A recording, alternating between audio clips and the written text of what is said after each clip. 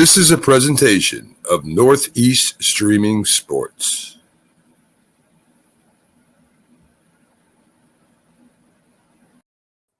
Good morning, everybody, and welcome to another episode of the Mac and Jack Saturday Debate Show. Yes. I am Jamie Paggs, and I'm not filling for Mac because he is on the show today. Of course, we also have Jack, Hall of Fame boxing writer and best-selling author, Dr. Paul Seminger. Good morning, guys. How are you? It's great to have Mac back. This is super. Well, thank Well, you. I saw Mac yesterday, so he was giving me a little bit of a hard time. It was great to have him back yesterday. Now it's very good to have him back. He gave me a difficult time. Well, Jack, I have to keep you in line. Are you kidding me? Yeah. So. Well, you see, Jack has been running amok lately while Mac has been gone. You see, when the cat's away, the mice will play, and Jack is really taking full advantage. So it's good to have you back. Somebody's got to be able to keep him in check. I've tried my best, but I can't hold a candle. You have some big shoes to fill there, Mac. So it's hard to do that on my side. Yeah, I hear you. You know, Jack is. I said, I'm the rooster. He's the hen. I'm always chasing him around, trying to get him. I got my Yankee card was taken away for 2 years by Mac. He made a commissioner's decision. I appealed it. I'm appealing it. And the way they're going, I want that Yankee card back or that suspension lesson. But we'll talk about it maybe later. Actually, Jack, the way they're going right now, you want that card held up, and you don't want to be back in the Yankees. I mean, he gave you a gift. He took your Yankee card away. He gave you a gift. The rest of us are suffering with this team. Hey, and I'm still trying to find out. And I'm still trying to figure out how a guy who's a Mets fan gets to take away anybody's Yankees card. But that's really the debate question of the day. You know, how is it somebody who is a Giants fan and a Mets fan gets to take away a Yankee card from anybody? But yeah, I digress. See, folks. Speaking of the Yankees, go ahead. Sorry. Speaking of the Yankees, we might as well start right there as our first debate question. Yeah. Okay. And this was given us to us by Jack, so I'm going to go ahead and read it verbatim. If the Yankees don't make the playoffs this season, would it be the biggest collapse in baseball history? Let's start with you know, the guy who talks about the Yankees more than everybody else that I know, and I am more knowledgeable about the Yankees than I ever wanted to be right now because I really don't care about the Yankees very much. But, Doc, why don't you start this one off? All right. So, yes, absolutely, positively, it would be the biggest collapse of all time, hands down, no matter what. And I'll tell you why. Other teams have blown big leads. Like the 1951 Los Angeles Dodgers blew the big lead to the Giants, right? And then Bobby Thompson hits the big home run, and it changed all of that. And the Giants go to the World Series. That was a huge collapse. There have been other big collapses. In 1969, the Chicago Cubs collapsed, and the Mets were able to capture the NL East crown. There have been other collapses. In 1978, the Red Sox had a big lead, and they collapsed. And a couple times in recent years, the Mets have had some big leads in September, and they've fallen apart. But this is the thing. This is why it would be the biggest collapse ever. The Yankees were playing this year at an historic rate. They were playing at such a level that people started saying this could be the greatest team of all time. They're on pace for 120 wins. And they went from being a team that found unique and wonderful ways to win day after day to a team that can't even score a run. They have 4 wins in the entire month of August. And you'd say, yeah, but other teams have had bigger collapses. That's true. Interesting statistic I came up with earlier today.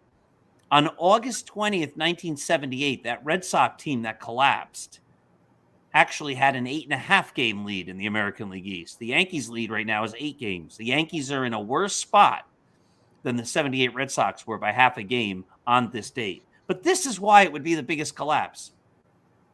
Back then, even 1978, they didn't have all these extra rounds of playoffs. So for the Yankees to not make the playoffs, they would have to lose the American League East and lose all those wild card bids.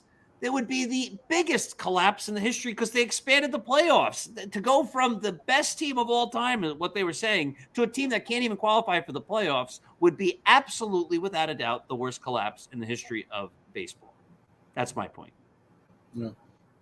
Listen, I agree to what you're saying in part, but I mean, if you look at the teams, the Boston Red Sox and the Yankee team, Boston had more talent than the Yankees. There's no doubt about it. Player by player, they had the best. They had the best outfield, infield, pitching staff, and the Yankees were, I mean, not even close in some certain instances. So when you look at how the Red Sox played down the line and how the Yankees played down the line, there's no doubt that the Red Sox collapse is bigger than the Yankees. I mean, if you sit back and you really look at it, I think their bench was even better than the Yankees. So if you're really going to look at it, there's no doubt that Boston collapse was more significant than the Yankees. I'm going to jump in here before you get in here, Jack, just because you probably know a lot more about the Yankees than I do. I don't think it matters on the talent level on the team. I think it does matter where, so even if you're saying in the grand scope of things that the Yankees overachieved before the All-Star break and now are underachieving after the All-Star break, and all the trades that they made and all the different things that they did, I was watching the show a little earlier this morning and just how that, how they were talking about how poor decisions being made by everybody, like from the manager on up. Is leading to the demise of the Yankees. They were the best team in baseball for the first 3 months of the year, and now they have fallen from grace, and they continue to fall, almost like they're falling to earth. There's a fire, there's flame going behind them, like they're a meteor about to hit the ground. So I agree. I think that it would be one of the biggest collapses. And listen, I'm part of the Phillies, where we have both helped in big collapses from the Mets and watched big collapses. If you go back to the 1960 World Phillies, where they had they only had to they lost a 7-game lead in 10 games back then. So I mean that got to qualify somewhere in that top echelon of biggest collapses of all time. But at one point, the Yankees had a 17-game lead. At any point throughout history of baseball, I don't know if there's been ever a team that's had that large of a lead and didn't make the playoffs or win the pennant. And I think that's why it would be the largest collapse in Major League. I don't think you guys are defining a collapse correctly. First of all, in 1951, the Dodgers didn't suffer collapse when they were caught by the Giants. The Giants went 37-7 over the last 44 games. So they caught the Dodgers. I mean, the Dodgers could have nailed it down. If you're playing around 500 ball the last month of the season and you have a big lead and someone catches you, that's not a collapse. A collapse is when you fall apart. In 1978, the Red Sox didn't collapse against the New York Yankees. They were down. They won their last 8 games of the season. They won their last 8 games. Okay, is that a collapse? And when they had the 1-game playoff, the Red Sox, when they were down 5-2, battled valiantly back and came very close to winning the game. That wasn't exactly a collapse. The Yankees won that as much as the Red Sox lost it. Just like the Giants won it just as much as the Dodgers lost it in 1951. I mean, if you want to talk about a collapse, think of the Met team. Was it 205, 206? I forgot the year, guys. 2006. Right, they had a 7-game. Actually, I'm sorry, 2007. 2007. Thank you, Pax. A 7-game lead with 17 games to play, and they couldn't close it out. That's a collapse, okay? Biggest collapse in baseball history. Congratulations, Pags, was the Philadelphia Phillies, who you just mentioned, in 1964. The 6-game lead with 10 games to play. and they outright lost the pennant. It wasn't even a one-game playoff. And the reason it was a collapse is the way things were handled by their then manager, Gene Mock, a jinxed manager who later would come one strike away from going to a World Series. He never went to with the Angels. But he was pitching his two aces, Jim Bunning and Chris Short, on 2 days rest. Both of them. He was panicking. The whole team panicked. When you're bringing in your aces on short rest, when you have to lead, that's pure panic. That's a collapse. That was the biggest collapse in baseball history. Now, if the Yankees truly had an elite team this year, I'd say, yeah, it would be a collapse, but they don't. You know what the Yankees remind? This is a marathon. The baseball season's a marathon. I'm a former marathon runner. Doc is a current one. And Pax, you and Mac like to cheer from the sidelines. So all involved. What are you talking about? I've run some 5Ks. You run some, yeah. Oh, thank you, Pax, for backing up my point. That's the big difference. We've seen lots of races, and I can even tell you historically, 1979 New York City Marathon is this runner, Kirk Pfeffer. He tears out. He has about a 600-yard lead on the second runner, Bill Rodgers. And I no kidding, I had like over 2-minute lead or whatever. And he gets caught at around 22 miles. Finally, after leading the whole race, that's what the Yankees are. But you know, all these hotshot marathon runners, when they tear out and get the big lead, you know they're not going to sustain it for the whole marathon. I mean, it's rare. It's rare. Joan Benoit did in the first Olympic marathon, but she was quality. This Yankee team isn't that good. I said they go 80 and 82 on the season. They're going to be better than that, obviously, at this point. You know, they're not going to lose virtually every game, but they're more like the team that I thought they were going to be. They're just not that good. How they racked up their record they did is beyond me. That, to me, is one of the greatest achievements a team ever did in baseball. Well, Jack, that's because they got one of the best. They got one of the best pitching staffs in the league. They got two of the best home run hitters in the league. I mean, it's not by accident. I mean, you look at the Yankees right now. They're a home run and strikeout. That's a home run and strikeout team. So you can't just say that it's luck or anything like that. Listen, this team, to me, has the best roster in the league. There's no doubt about it. You know, I don't want to compare roster for roster in the big leagues, but there are holes there. I mean, guys overachieve. Like, take Clay Holmes early in the year. He overachieved. No one could see that coming. And we knew Chapman was hit and miss, that he could be very erratic. But now Clay Holmes completely slumped. He came down to earth. He had a couple of big months, okay? And Donaldson is a little long in the tooth there at third base. Falafa doesn't really give you any offense at all. Gleyber Torres has been disappointing. He's, leveled out. Aaron Judge is having the career year, the year of his life, which he's capable of doing again. But it's just, you look at the back end of their rotation. It's the potential is there with Severino, Nestor Cortez. We didn't think he'd be that good again. He's still being good, but there's just something missing with that team. I mean, Aaron Hicks, did we expect much more out of him? And some of the moves they made, also, it's, it'll be a collapse. I'll agree with you guys who say it'll be a collapse. Definitely. Right. And I'm going to go back to my historic collapse to me.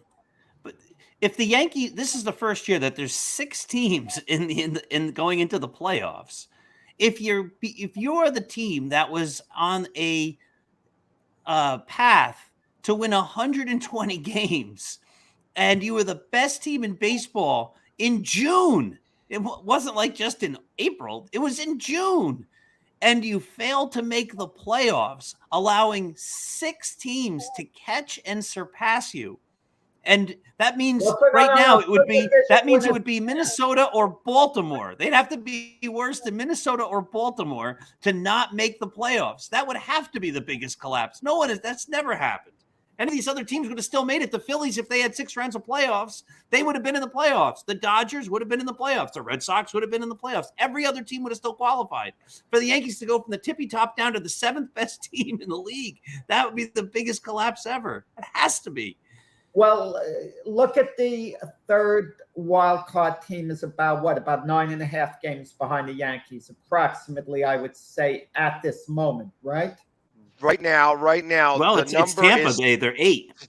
10 and a Okay. half. 10 and a half is the number that they would have to lose, because that would create everybody moving up, and actually Baltimore Is it taking that that much? last wild it's card. less than that. I think it's less than that. Could I tell you something? 1973, I went to a Met game. The Mets won last place in their division. Last place. And I remember they were 9.5 games behind. It was about this date in August or close to it, maybe a few days before. And I'm telling my friend, the Mets can still win the pennant. There's a path. And I was laughed at, and they did. And they They did. did. You got to And believe. in a close, so if the Yankees go backwards the way the Mets went forward, it could happen. Yeah, but it'd be the biggest collapse ever. I agree. I agree. It would be the biggest, and I liken this to, on occasion, you have the anomalies that happen in sports, and and I'm not.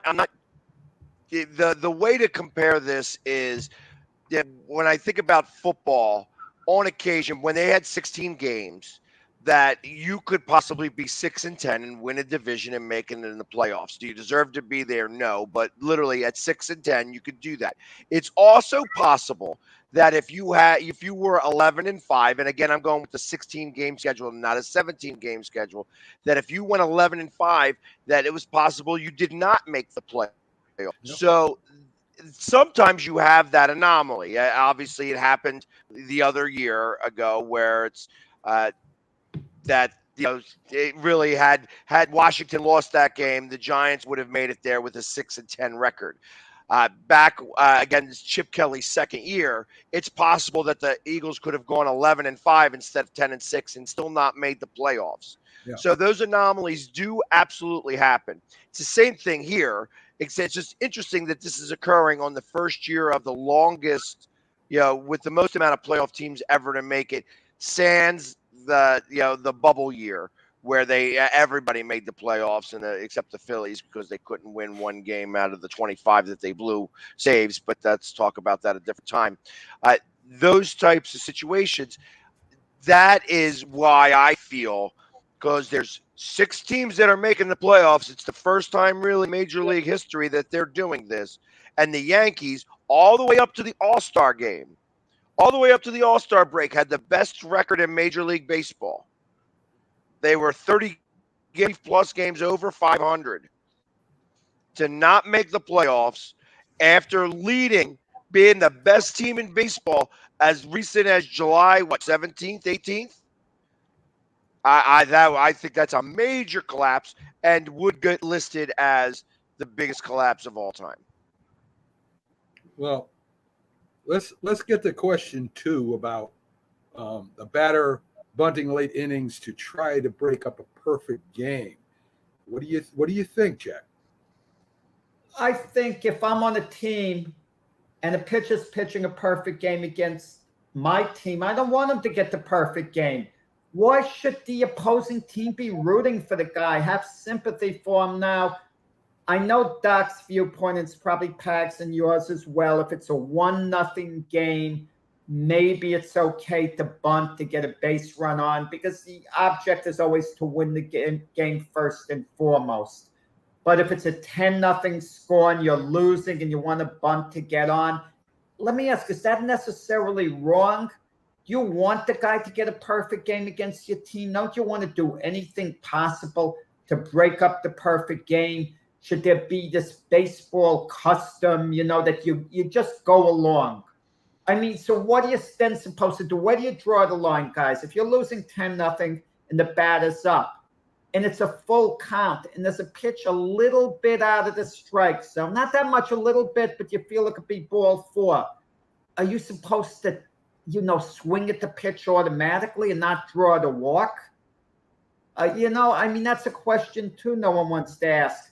I mean, with that said, if I'm a batter, no, I wouldn't bunt if it's 8-0, 10-0, I'm losing, because I wouldn't have the nerve to do it, to try to break up a guy's perfect game with a bunt in that situation. But if you have a chance to get back in the game, don't you bunt. But where do you draw the line again? 1-0, you're losing, 2 outs in the last inning, the infield's playing back. Okay, we could maybe accept a bunt. Is it okay if it's 2-0 short, a tying run comes up? Let's say you're losing 3-0. Is it okay to bunt? Where do you draw the line? So my answer is, yeah, get on base any darn way you can. Let the pitcher field the bunt. Let the infielders play, for the bunt just in case. Anything goes in baseball here. You don't want the pitcher on the other team to get the perfect game against your team. That's the way I look at it. All right, I'm going to jump in here then because I feel a little differently. I feel that first off, if we're talking about the 9th inning and it's 1-0 or what have you, the score is, if it's the 9th inning and they've pitched a perfect game, going to what you were saying about whether that pitch is going to be very close or not, and whether they should swing at it just because or let it go. That's the pitch. That's on the pitcher. So if they do watch it, go by them. There's a piece of me that says that the umpire also knows it's a perfect game and may call that pitch specifically to help out the pitcher. Because I think that everybody likes to be a part of history. And I feel that that's a thing, that could possibly happen. Now, it just so happened that it was a swinging bunt on Roy Halladay's perfect game. And Carlos Ruiz had to jump into action and be able to throw the guy out at first to be able to get it up there. So it was an inadvertent bunt. That was a really great bunt if it was a bunt, but like I said, it was a swinging bunt, and Carlos Ruiz had to do that. If it's in the 7th inning and you want to break up the no-hitter by doing a bunt, that is now on the defense to start to recognize those things. And you better perform, because if it's a 1-0 game and you're in the 7th inning and you want to try to break up, because ultimately it becomes a mental thing. The moment you break up that perfect game, that pitcher gets rattled a little bit. Now all of a sudden he was thinking about being perfect. Now he's giving it up. Usually the next pitch after that is a home run because he puts one out there. So I can appreciate and understand that. But once you get into the 9th inning, there's a reason why there's unwritten rules that they say very specifically. Like you don't steal a base when you're up by 10 runs, and you do more station to station stuff when you're just crushing the team. And now that there's some of them are upheld, some of them are not. But when it comes to a perfect game, and you get beyond a certain point, I think you have an obligation to baseball. It becomes no longer about the team or even the pitcher. This is about the game itself and the integrity of that game. And not to say that, hey, you would be wrong, because truth of the matter is that the next batter comes up after the guy who bunted to get on safely and break up the perfect game. Guy better watch his head, because I figure he's going to get thrown at, because now you've already broken up my perfect game. So why not give some retribution because of the way you did it? And that's kind of how I feel about that. I think you're making some great points. Rick Sherlock says, "Hey, let's see what Dr. Paul has to say in the comments." So I think I can put it up. There it is. Look, he's a baseball player, so I like that. Thank you. I think you're right, Pags. Is that we have an obligation and a historic moment to recognize the historic moment. You have an obligation to the sport. I remember a number of years ago. Now, again, I don't follow football as closely as you guys, but the Colts were on their way to possibly an undefeated season. And then a couple of years later, it was the Patriots. And the idea was, are you going to play your best players in the last game or the last couple of games because of the fact that you have a chance to be a historically great team? And then does the other team have the obligation to put their best team out there to try to beat you, to make you earn it? I think there was the question about the sack, right? Didn't Strahan set a record for sacks, but the quarterback laid down to give him the record and stuff like that? And the naked bootleg heard round the world. Right. And so then you look at that record and you say, it's really not legitimate, right? You have an obligation to the idea of what the sport is all about. And here's the ironic thing.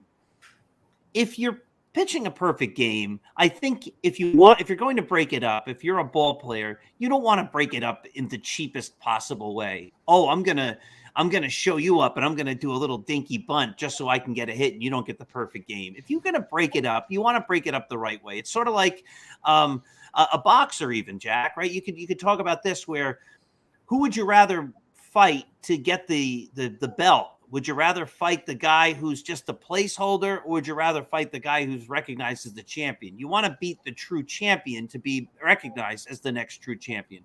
If you're going to break up a perfect game, you're going to want to break up the perfect game by getting a legitimate hit or by getting a walk. Like, you're under no obligation. Pags is right to swing at a pitch out of the strike zone. You know, the pitcher's job is to throw the strikes to make you swing and to make you miss or ground out or fly out. The other funny thing, though, as Rick said, like, what do I think as a pitcher? I have had games, especially when I first started pitching in both of the two leagues where I'm in, where people would try to bunt on me.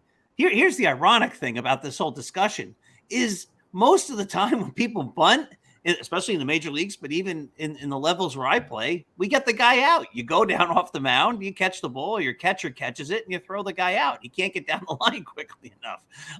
And that should be in the major leagues too. Like, a bunt is a low percentage play for getting on base. So it's really not the best way to break up a no-hitter or a perfect game, but it just feels cheap. So I say it's the wrong thing. Again, if you're battling for a win, and it's the ninth inning, it's a one-run game, no, you do whatever you can to get on base. If you're a great bunter, sure, you bunt. And I think that's the other piece, right? So if it's a guy like Phil Rizzuto or Pete Rose or somebody that's a spray hitter, Ichiro or something, Rod Carew, and they're going to lay down a bunt because they bunt often, and that's how they create some of their value, and that's how they get on base, sure, then it's legitimate.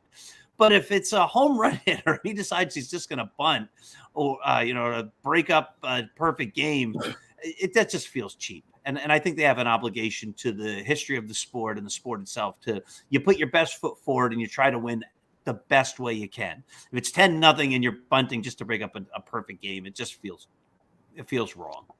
And just as a little bit more caveat to that. What's that?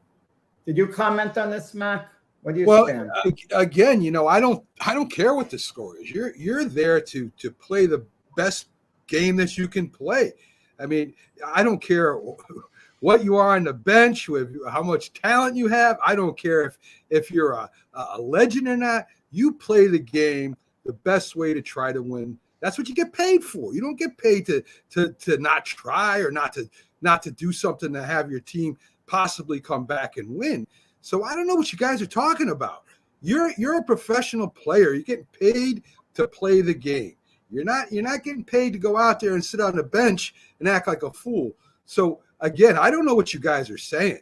There's one way to play a game, and that's to win. And that's what I would do. It's a funny thing that Pax mentioned in any close situation, full count, the umpire is going to side with the pitcher who has a perfect game. We had a debate question, which we answered whether Yogi Berra, tagged when he tagged Jackie Robinson stealing home. I always wondered what it was. Yogi always swore Jackie Robinson was out, shouldn't have been called safe. But we looked at the replay and we all came to the conclusion he was safe. The umpire got it right. I would love to know for sure that last pitch of Don Lawson's that was called a strike. They asked Yogi, was it really a strike? And Yogi never really answered it, indicating it probably was a little high and the umpire, just ended it that way. I mean, I wish if there's any way, Doc, you can get some footage, maybe. It's so hard, in that footage to conclude, was it really a strike or whatever. But listen, an umpire doesn't always do that.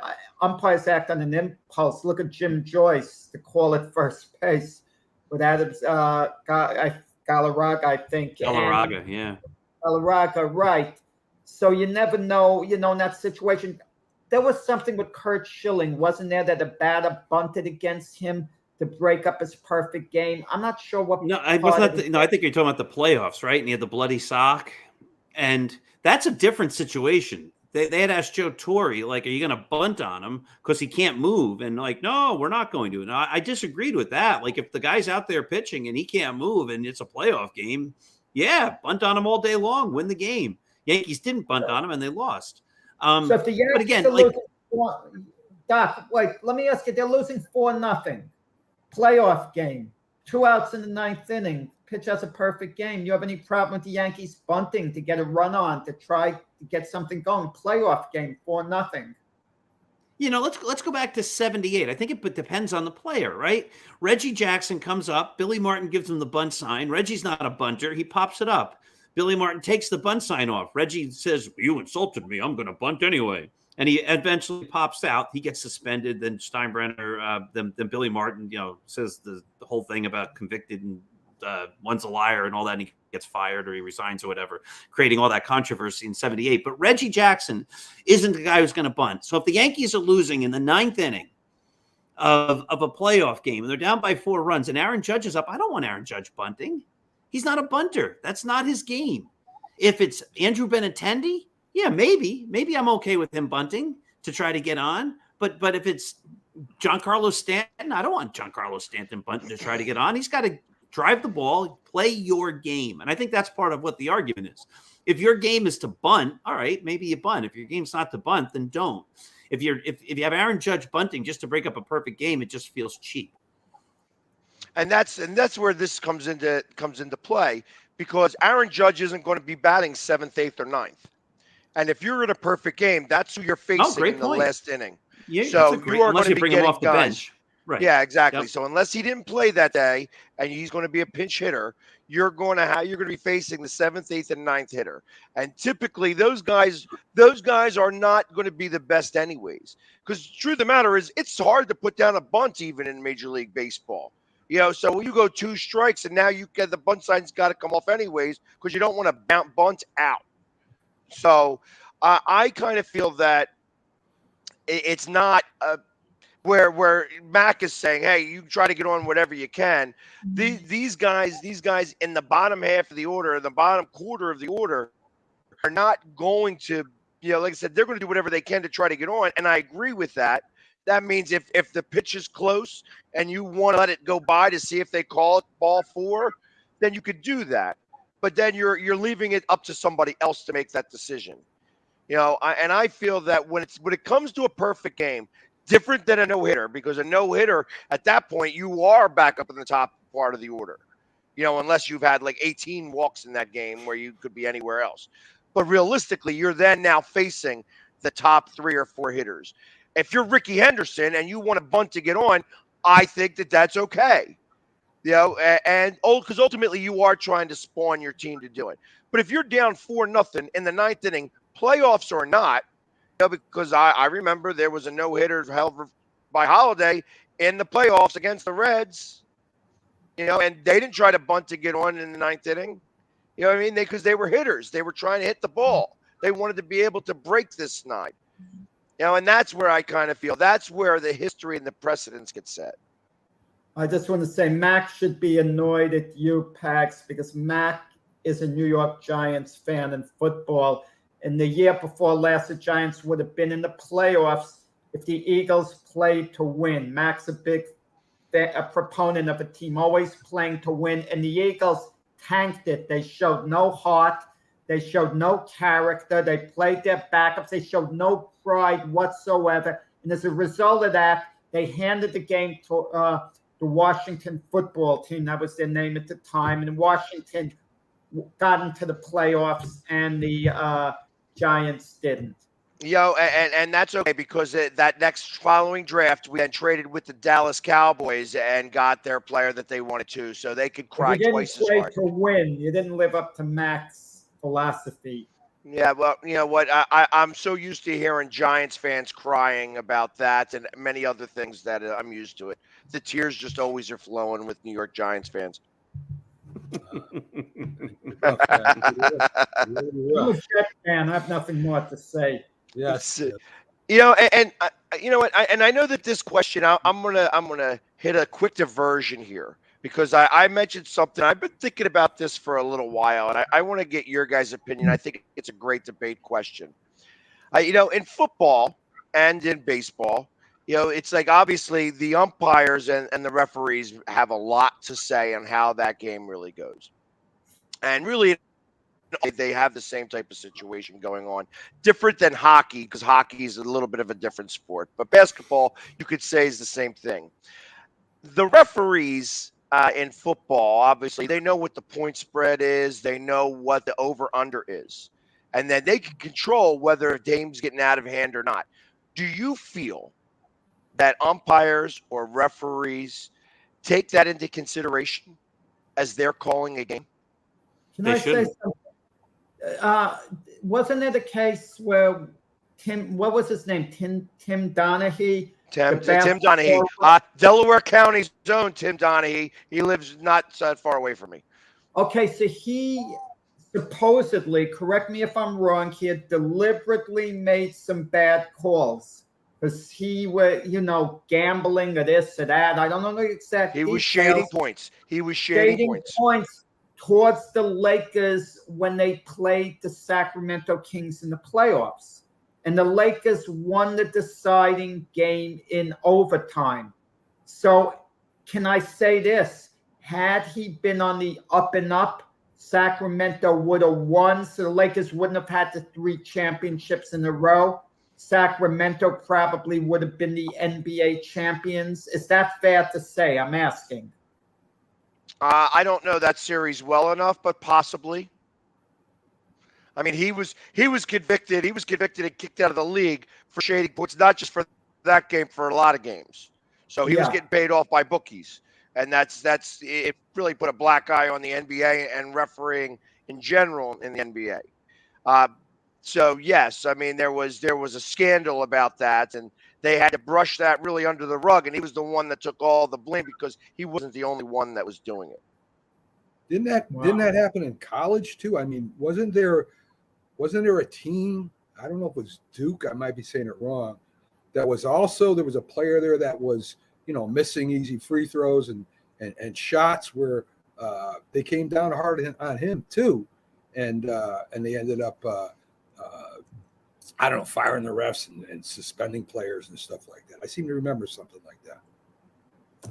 Possibly. I mean, it's possible, but I'm talking about. I'm not even talking about where you're throwing games or they where the referee is determining the outcome of the game. I'm talking about keeping it within points. And does the NFL referees say, okay, this is supposed to be a fairly close game. It's starting to get out of hand. We're going to start to make some calls to maybe, all right, so on 3rd down, they get the 1st down. We're going to call holding on here so that they have to do it again. And ultimately, they got to see if they can make the 1st down again. If they make it, great. If they don't make it, at least you've shaded to try to make it a closer game.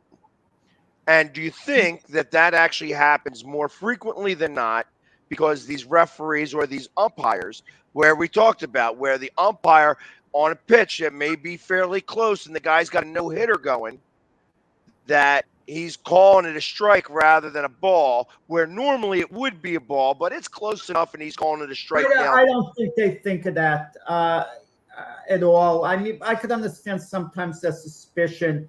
There was a game, wow, this must have been during Pete Rozell's tenure when he was the commissioner. So we're talking like 30 years ago, where one team kicked a field goal at the end of the game. They were getting shut out, but but the field goal put their team inside the point difference. It had an effect on the gambling, and the coach had to answer to the commissioner.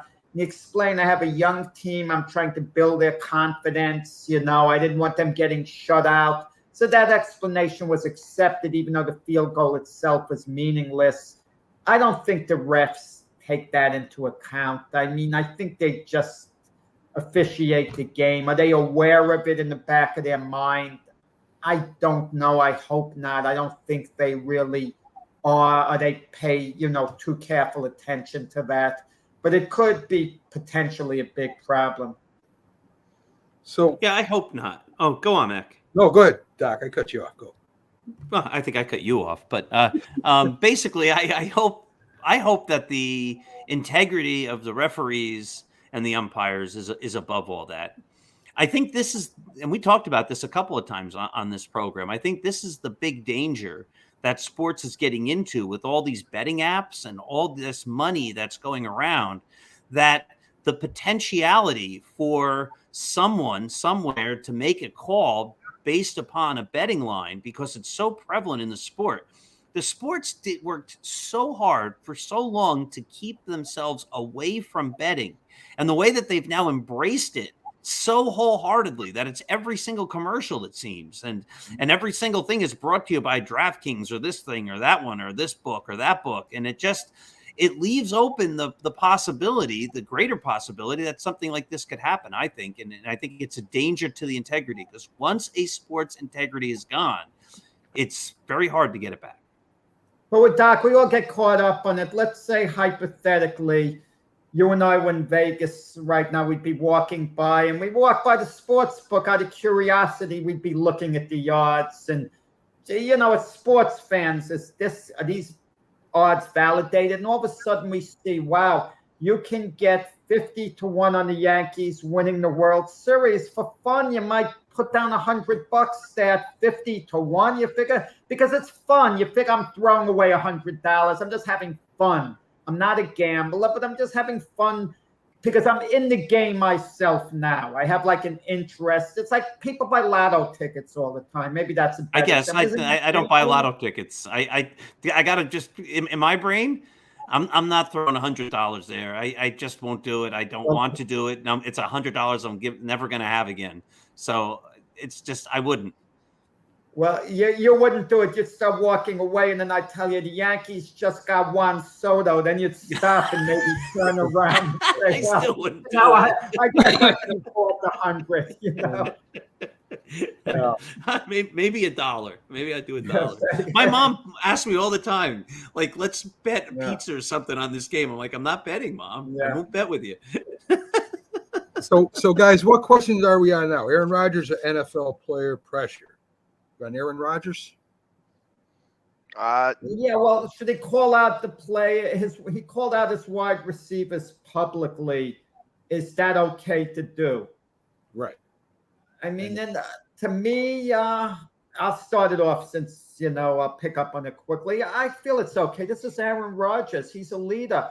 He wants to get the guys going. These are new receivers. He has a bunch of them, and they're not getting it done. I mean, they're not on the same page, and there's urgency. The NFL season isn't long. Think of it. In a few months, it's going to be over. It's going to all be, when you think of it, the season zips by. Before you know it, you don't have a lot of time. And now we're at crunch time as far as the NFL teams go. They've got to gel. Because if you're going to wait till the halfway point to gel, I mean, you're going to be 3-5, 3-6, and then you're going to have to play nearly perfect to make the playoffs. So he's getting on them, and it's tough love. And if those guys are too fragile that they can't take the criticism in any way, it's bad. Listen, if you're an established receiver, you've been in the league a while, you don't need to hear that type of stuff be called out publicly, okay? But for these new guys, they got to accept it. They're just lucky to have a spot in the league, and they're playing with the great Aaron Rodgers, one of the great quarterbacks in NFL history. He's earned the right to call players out. All quarterbacks have their own stuff. This isn't Jalen Hurts calling out receivers. Could you imagine Jalen Hurts calling out the Eagle receivers? Daniel Jones calling them out? They'll say, who the heck are you? What have you accomplished in this league so far? Worry about yourself, and we'll get our act together. But this is Aaron Rodgers. He's fully entitled to publicly call these guys out. What do you guys think? I will disagree. I think as a team, Aaron Rodgers can yell at them. He can tell them how disappointed he is in them, but that kind of stuff belongs in the locker room. He doesn't. You don't air your dirty laundry to the media and out. That's not a way to build cohesion. That's not a way to build trust. Jack, what if you had a principal who was an established principal, maybe even won principal of the year, and he decided like he needed more out of you as a phys ed teacher, and he decided to call you out publicly because he wasn't happy with your lesson plans? You'd be like, what? You had a problem with me? Call me into your office and close the door and we'll talk about it, but not public. Don't do it in public, right? The same kind of thing. Like he has every right to tell his receivers, you have to step up your game and get better, but you don't do it in public. That's just not where you do it. You do it in private. That's what a leader would do, right? By making these guys and humiliating them, because it's not just you're getting humiliated by Jalen Hurts or Daniel Jones. You're getting humiliated by Aaron Rodgers. That's even worse. So no, it does not belong in the public. Doc, they're humiliating Aaron Rodgers because the dirty laundry's out there for everyone to see. They're running wrong routes. They're dropping but you know balls. that. And you know that, and they're making Aaron Rodgers look bad, so he's calling him out. If Aaron Rodgers throws a good pass and the guy drops it, you go, look, Aaron Rodgers threw a good pass and the guy dropped it. I just read a book about Johnny Unitas, and Johnny Unitas would have never called out his players in public like that. He was always better than that. He would have done it in private, quietly. Well, he had guys like Raymond Berry, John Mackey. He had like great players, Johnny Unitas, but still, the point is. But Devontae Adams, who just left the Packers as a free agent to sign with the Raiders, he's a great receiver. Aaron Rodgers never called him out. He never called out, Donald Driver, these type guys. He's just, they're rookies in there. He wants to get them going. There's a way to do it. Right. The Packers picked up Sammy Watkins in the offseason, a good receiver with a lot of potential. Aaron Rodgers didn't call him out because he's been around. He's kind of getting on these guys. Coach Mac coached teams. I'm sure Mac, wouldn't disapprove of his star quarterback calling out receivers. Well, I mean, I might. I mean, that's my job, not his. So, I mean, if he's going to call out anybody, receivers, wide receivers, linemen, that's my responsibility to make sure they're doing the job right. Even though even though he's my field captain. So, I mean, you can't, there are different players, you push different buttons, right? You got the guys that are really need a good kick in the ass, and the other guys you got to kind of pull to the side and pat them on the head. And, it's like almost being a psychologist, Jack. You got to know the person. You get to know the person during practice before you take action on them. So if you're going to call somebody out, you got to make sure that he's going to respond to it, because, it does no good if you call him out and he just either, sits on a sideline and cries or leaves. So, I mean, it's a very, I don't want to say difficult, but it's very hard to bring a point home when you're dealing with a young kid. So, I mean, yes, you got to be hard sometimes, and no, sometimes you got to be like their mom. So, I mean, it's very tough to do. All right, I guess I get to say here, and I am divided on this whole thought process. First off, the fact that he's Aaron Rodgers is inconsequential to me. I feel that realistically, Aaron Rodgers, Nicolas Cage, Jordan Love, whoever it is, making that statement out there. The first and foremost thing that I think of right away is I don't talk bad about the family outside of the family. The family is always the most important, and that's kind of how I feel about that across the board. So in that alone, you should never go out as outside the family and talk about them like that. You know what I mean? It's just you supposed to you're part of this family. You don't want this to reflect, and ultimately the moment you start to say something, if you are the one that's causing some of the problems later on, it's the scrutiny gets back thrown. So I know that it's Aaron Rodgers, and is he really going to be able to get that scrutiny? Well, it depends on how often they play San Francisco, because he can't seem to win those games at all.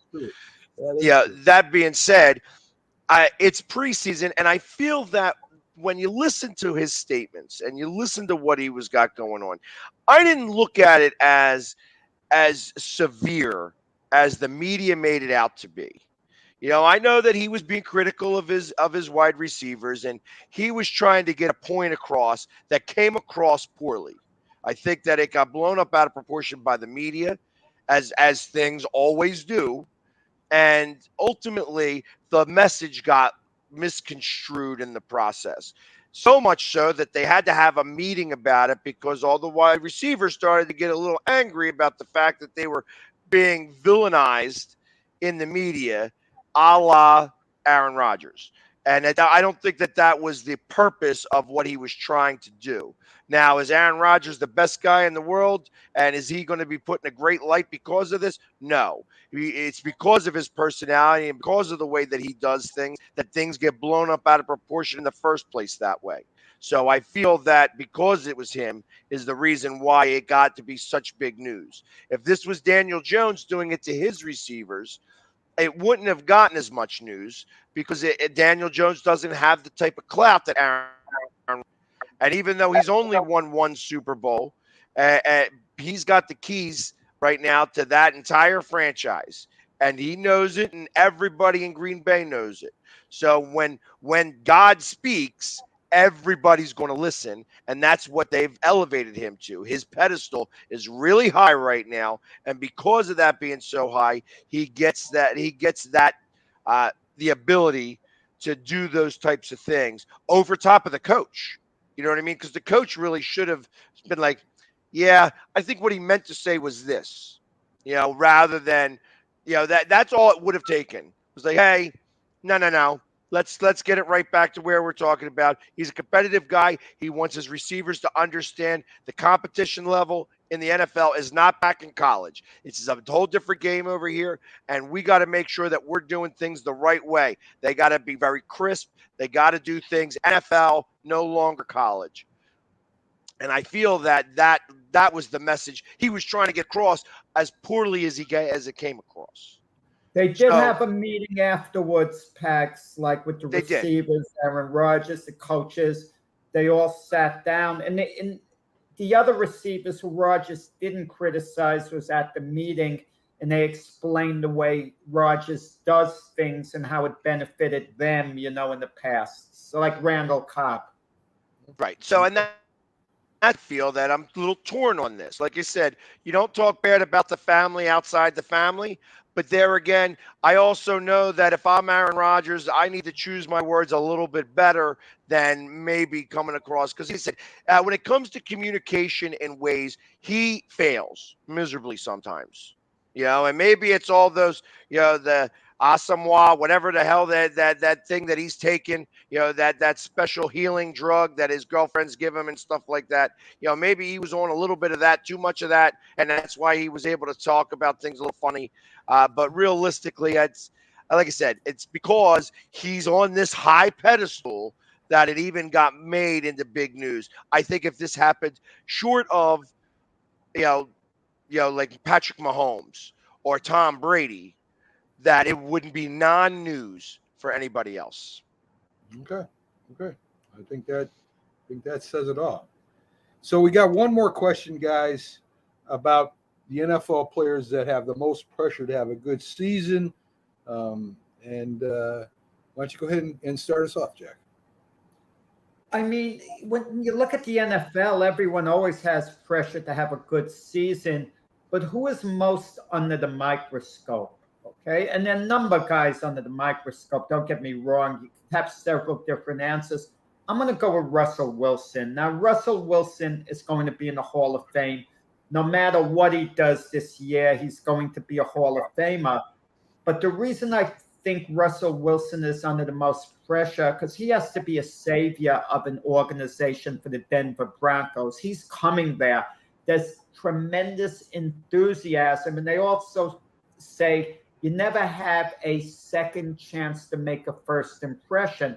Well, this is it. If Russell Wilson comes in and the Broncos are mediocre, the whole franchise is going to get deflated. This is an established quarterback ready to go. He wanted a trade, even though he didn't quite force his way out of Seattle. He let the Seahawks know he wouldn't mind if he was traded, and they mutually agreed upon the deal, and the Seahawks got a good return.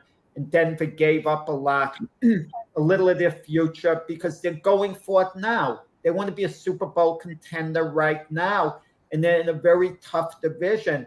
So I just feel with Russell Wilson, this is it. No excuses, okay? No excuses at all. If Denver doesn't at the very least make the playoffs, at the very least, if they go 7-10, 8-9, come short of the playoffs, chances are Russell Wilson's quarterback play is going to be no better than average, and the whole fan base of Denver is going to be deflated. I mean, completely. So I think that's the guy that's under the most pressure, because he's really carrying the franchise this year, the hopes and dreams of the Denver Bronco fans.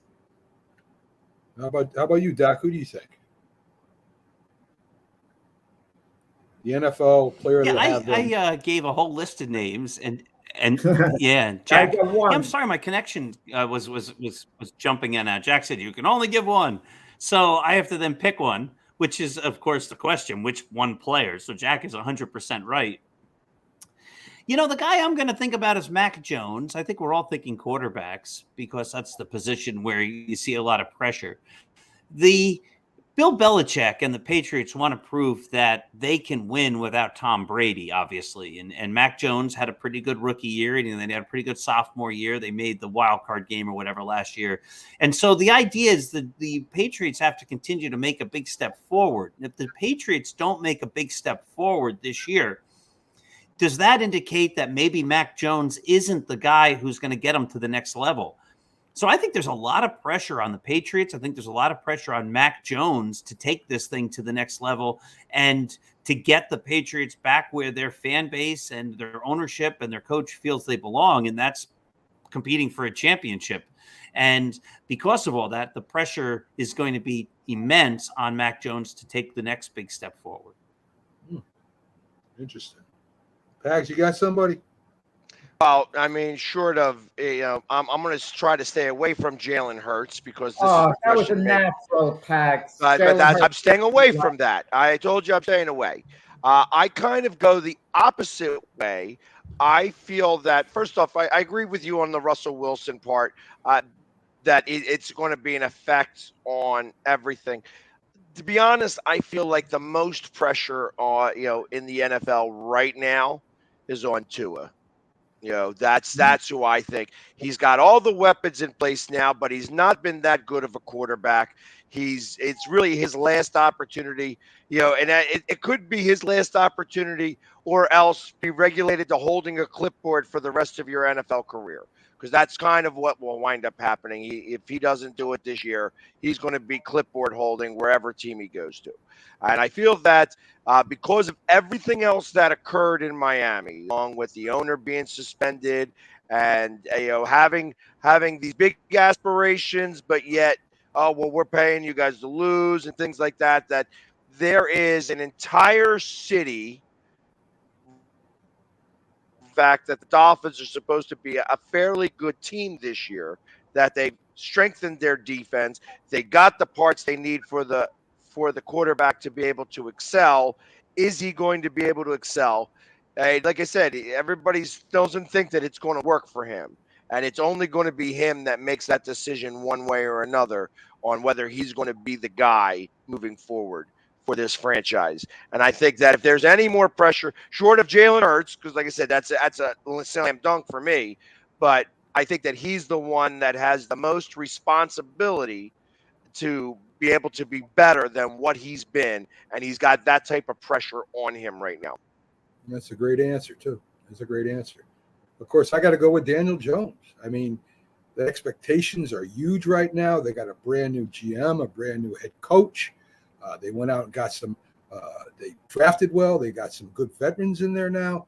And now it's up to him. Can he hold on to the ball? Can he at least hold on to the ball so he's not giving up fumbles all the time? And, the defense has improved. Again, another great coach came over to Baltimore, Winkendale or whatever they call him. This team right now is built to win. You may think it's funny, but they are. And the whole situation in New York right now, if Daniel Jones and Saquon can't do it, they're gone. There is no way they're going to be with the Giants. So if you look at the players they picked up, if you look at the whole new organization wanting to win now, and you look at the players around him, which he does have talent out there, if Daniel Jones can't do it this year, there is no way that he's staying with the Giants. I mean, he'll be lucky to get on another team. He may be out of the NFL. So the pressure is on Daniel Jones. There's no doubt about it, to win with this team right now. I can't see any quarterback in a worse position than he is. So that's my answer. Every answer is a good answer. All the selections you made are good selections. I'm thinking you look around the whole league. Listen, Aaron Rodgers is under a lot of pressure. Won Super Bowl his whole career. People are saying he should have more, and he feels the pressure. That's why he probably called out the receivers. But no one expects the Giants to make a Super Bowl run. So league-wise, Daniel Jones isn't under that type of pressure. Individually, he is. If he wants to be the Giant quarterback of the future, he's got to perform this year. Doc, you're right about Mac Jones. If he takes a step backwards and it becomes messy in New England, that's not going to be good for his career. So he's under that type of pressure. Tua, I like that a lot because he's under a lot of league-wide pressure. More so right now than Russell Wilson, because more people expecting Russell Wilson to perform. He's less of a question mark than Tua. And they got Tua Tyreek Hill, the great, wide receiver, the Chiefs, and he has Jalen Waddle. He has the weapons there, Tua. But if Tua just improves, he doesn't have to improve a lot, improve somewhat, they're going to continue to go forward with Tua as the quarterback as long as he gets better. But Russell Wilson has to do it winning-wise. No ifs or buts about it. They just have to make somewhat of a Super Bowl run because Russell Wilson is coming to the Broncos as a star.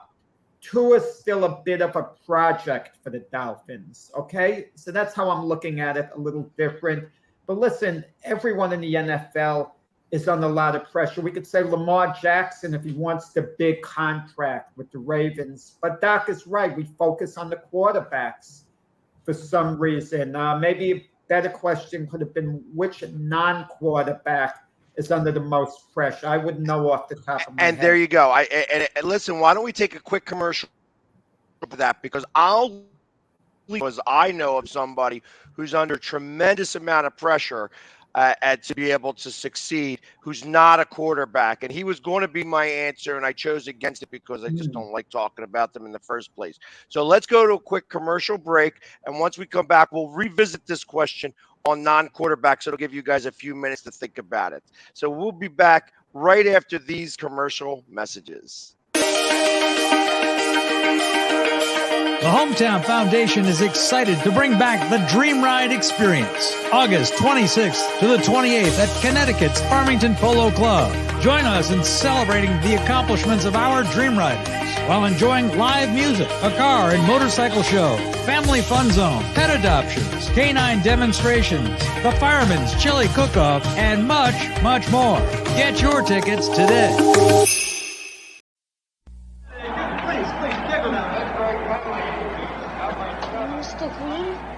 Mr. Green? Yeah. You need any help? Mm-mm. I just want you to know, I think you're the best ever. Yeah, sure. Want my Coke? It's okay, you can have it. No. Really, you can have it. Okay.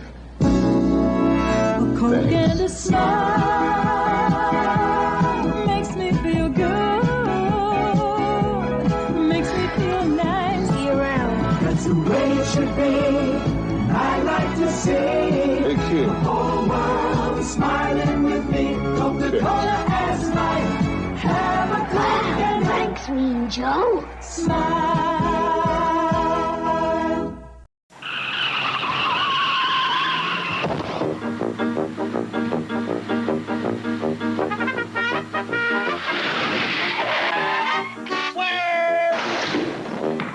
When you drive to Wendy's and order a single, you get more beef than the Whopper or the Big Mac.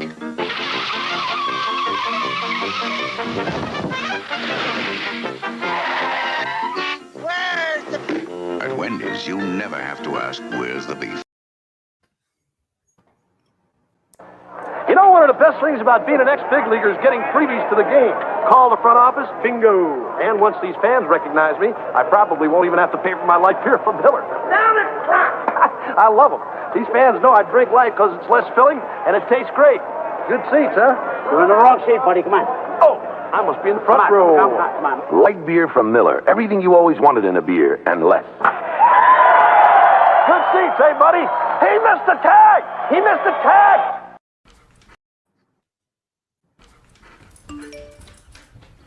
Trisha's having a sleepover tonight. Can I go? I wonder about Lucy's friends. What should I say? I know you're only 10, but one of these days a friend will offer you a drink. And alcohol at your age can lead to so many things. None of them good. So can I go to the sleepover? Lucy, I want you to promise me I something. finished my homework. Bigger promise. If there's any drinking, I want you to say, "No thanks, not my thing." Mom. I promise you, your real friends won't care. Deal? Sure. Really? I promise, Mom. They really do hear you. Did you pack your toothbrush? For tips on how to start the talk, visit underagedrinking.samhsa.gov. A public service message from the Substance Abuse and Mental Health Services Administration. I mean, you can see right now, without LeBron, Lakers are struggling. Let me tell you about a team I hate, all right? I know the Dallas Cowboy fan is here, so I had to make sure he knew how much I hate this team. I'm ready. I've often said that the people who run baseball, they try very hard to ruin it.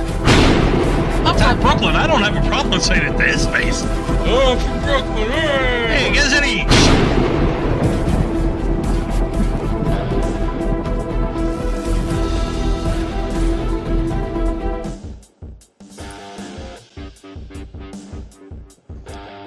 And we are back to the Mac and Jack Show, the Saturday debate show. As I figured out how to do the music again, music back interlude. I have such a hard time with that part. There's always, when you listen to Mac and he's running the board, he's got that music already keyed up. His commercials ain't the best, but he's got the music all keyed up. So at least where I got the commercials kind of in tune. We're going to go back to the question that we went before the break in terms of players that have the biggest. Before you go on, Pags, as my producer said, we got to kind of stretch it out and slow it down. We're running right through this stuff. We got plenty of time left, so let's kind of take it easy over the next hour. I agree. So, and I've got a little bit to say about this one specifically. When we talk about non-quarterbacks who are having who are up against it, we'll call it, who are need to be able to have a good season specifically. I think of the first person that comes to my mind is Zeke Elliott. That this guy has been, for the last few years. Last year was a horrible year, and the fact that he was still the lead running back when you had Pollard on that, on that staff, who I thought was by far a much better running back last year. And now, again, he's going to be taking second fiddle to Zeke Elliott, who's supposedly coming back healthy and is ready to begin this season and really take it apart here. I feel that if anybody has got a lot of pressure to start to succeed right now because of the money he's getting paid and the team that he is on, that it with Elliott, probably more than most quarterbacks are in the league, because realistically, I mean, I don't think he's earned any bit of his money of the contract that he had signed. Did he get paid maybe for some of the stuff in the past? Yes.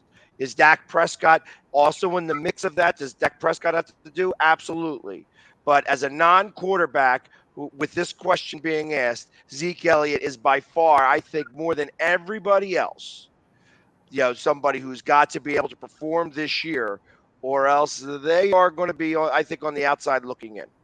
No, Ezekiel Elliott is an excellent choice because that he popped into my head when we went to the break. And I think we could basically all agree on that. It's a compelling question.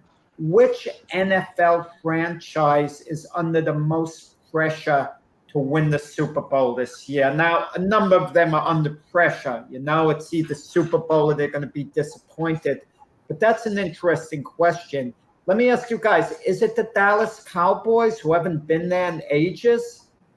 Is it the Kansas City Chiefs looking to regain their throne? It's not the Giants. They're under no pressure winning the Super Bowl. That would be a major joke if they did. And the Jets. I think all the New York teams probably fall into that category. No, not at all. None of the New York ones. And the Eagles aren't under big pressure. They're under pressure to improve, take more of a run.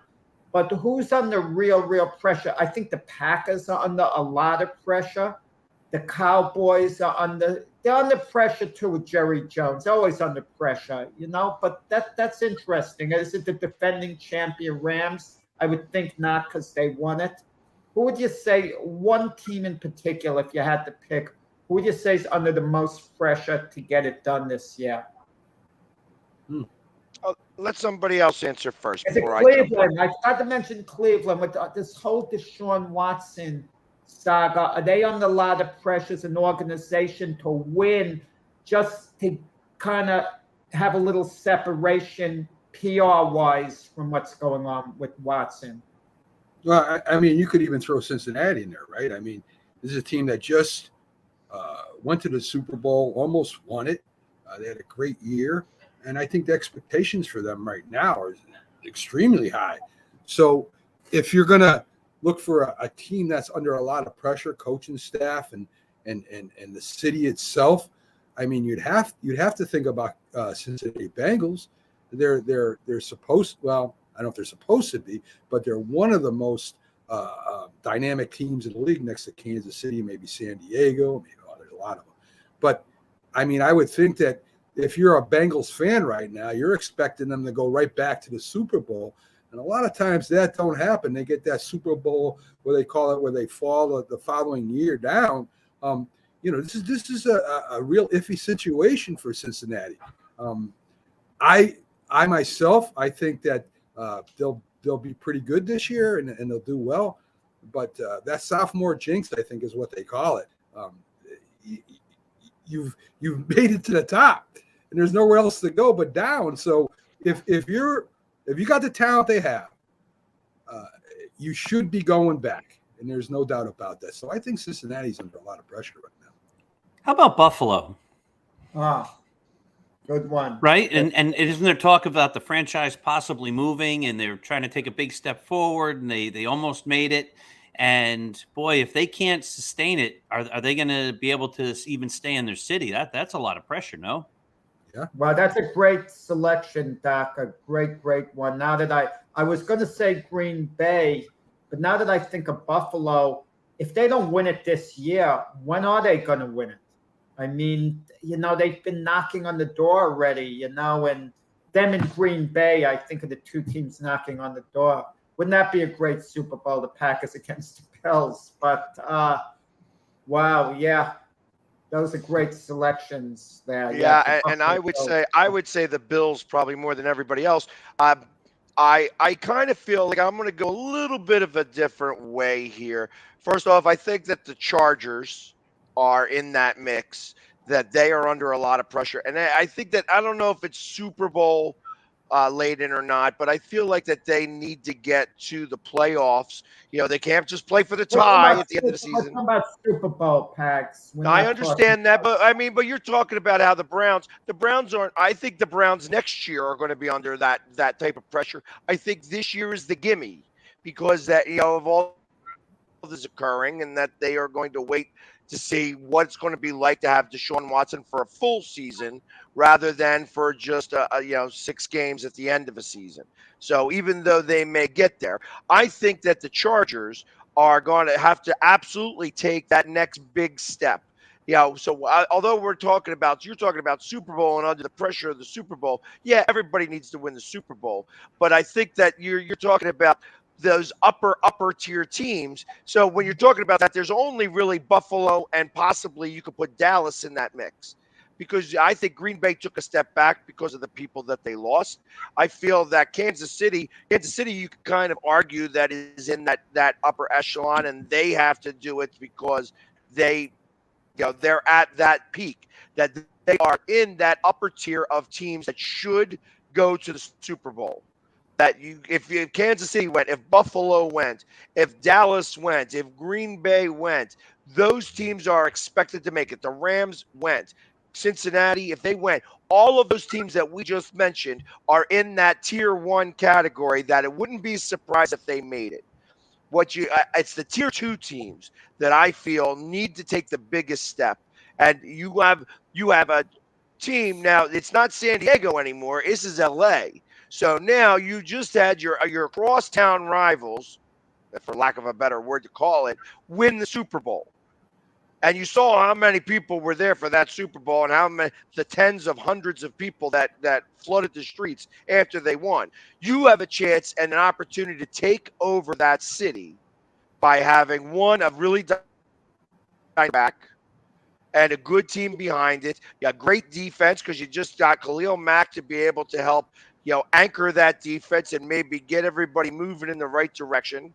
And a lot of pressure to be able to succeed right now in a city that you're not even sure whether is the Rams, that their big saying is that it's their house. Well, you could take that whole saying away by being able to do what they just did last year. And that's what I kind of feel like, that out of everybody, that, you're right, Buffalo is a great choice. Dallas is a great choice. I think that's LA Chargers are also under that same pressure and scrutiny, especially being in such a tough division. I mean, you got a division that's supposed to be the best in football right now, with everybody who's in that division. So I don't know. I think that it would go. I think that they are under immense pressure, much more than like Cleveland, where Cleveland, I think, is getting a gimme this year because they're going to worry about next year. Let Doc get in here for a minute, Doc. What do you think? I mean, is it San Diego? Is it Cleveland? Or is it Buffalo? I'm going to stick with Buffalo. I think when a team like Cincinnati makes it to the Super Bowl, I think, Mac, you hit it right on the nose. The hope and the dream is that they make it back, of course. But I think once you make it to the Super Bowl, there is the expectation that you went all this as far as you can go, and getting back there is very rare. And you almost buy yourself, not that anybody will be satisfied if they don't make it, but you almost buy yourself a year or so to say, hey, there's the natural regression that's going to happen. And so you're probably not going to make it the next year in a row. You want to make it, but if you don't, people say, disappointing, but look how close they were the year before. We'll go get them next year. But I think the Buffalo Bills, obviously, they make it. And there's so many other factors around the city and things like that this is really the year that they've got to do it. So I'm going to put the pressure on the Bills more than the Bengals on that. Guys, if we widen the scope to all the sports, are the New York Yankees do we have to? The most pressure? Do we have all to? Teams by far, to finally at least get to the World Series minimum. If they don't win it, at least get to the World Series. Are they under the most pressure? I would say yes, even though they're not going there. I don't see them as being good enough. I think the Yankee as an organization as a whole is under the most pressure. What do you guys? I have my Saturday morning Yankee show here on the Northeast Streaming Sports Network. That comes on from 7 to 7:30, and I had a whole bunch to talk about today. Nice plug. And here are my notes. Thank you. And here are the notes that I didn't get to. I've said this on my Yankee show. I've said it on my blog. I've said it on the Monday night show, which comes at 9 p.m. on the Northeast Streaming Sports Network after the 7 p.m. Gloved Fish show with Jack Hirsch. But I don't think Aaron Judge is coming back. And we don't have to get into all the reasons. I could wax poetic about this for the next hour or two, but I don't think he's coming back. And I don't think the Yankees are making it this year. I think they've proven that over the last numbers of weeks since the beginning of July, late June, where they've been terrible. And as such, I think the window on the Yankees is just about closed on this group of players. If you look at the roster, you just go player by player. Is Anthony Rizzo going to be here in 2 years? No. Josh Donaldson? No. Aaron Hicks? No. Aaron Judge? I don't think so. Giancarlo Stanton's going to be older. Garrett Cole's going to be much older. You look at the team, you're like, how many guys in this group are going to be around? There's not a whole lot. And this was the year. Last year was the year. The year before was the year. This is when the core was peaking. And the Yankees didn't go all in. They let lots of super talent go to other teams. They could have signed some big free agents. They didn't.